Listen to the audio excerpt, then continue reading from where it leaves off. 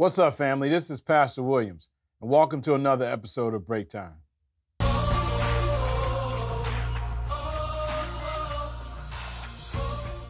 Today, I want to ask you a question. How bad do you want it? This summer, athletes from all over the country are working hard to qualify for the Olympics. They are going through the trials, trying their best to qualify for a chance to compete for the gold. These athletes train for months and years and do everything possible to make sure they are in top condition. They want it bad. The it being the chance to compete at the Olympics. The intensity of their training, the change in their diet, and the adjustment in their attitudes are all indicators of how bad they want it. What is your it? What is it that you want so bad that you are willing to struggle for it until you achieve it? Maybe it is a promotion at work. Maybe it's losing weight. Maybe it is improving your marriage, or maybe it is just changing your life. I want you to identify today what it is that you want so bad that you are willing to struggle and fight for it until you get it. This kind of perseverance is foreign to our culture today because many of us have been seduced by an age of instant gratification. However, the words of Frederick Douglass are still relevant and true. Without struggle, there is no progress. In Genesis chapter 32, we learn from Jacob just how hard we are to struggle for the change we want in our lives. In this story, Jacob shows us just how bad he wanted it.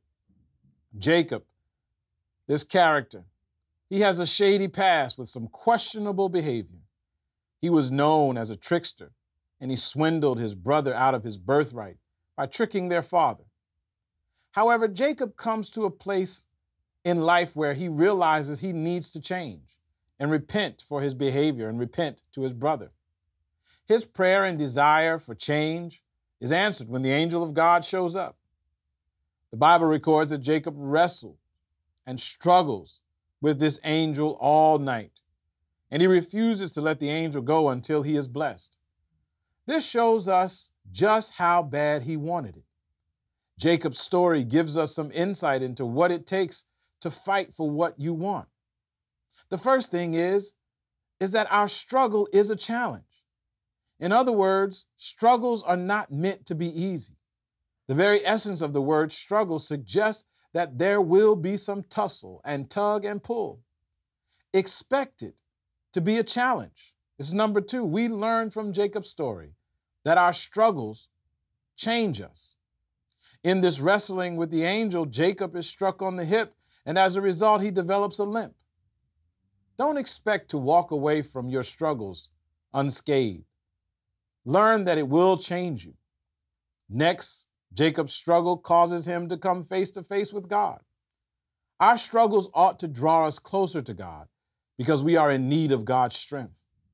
Lastly, we learn from Jacob that our struggles become a blessing in the sense that we grow stronger and wiser.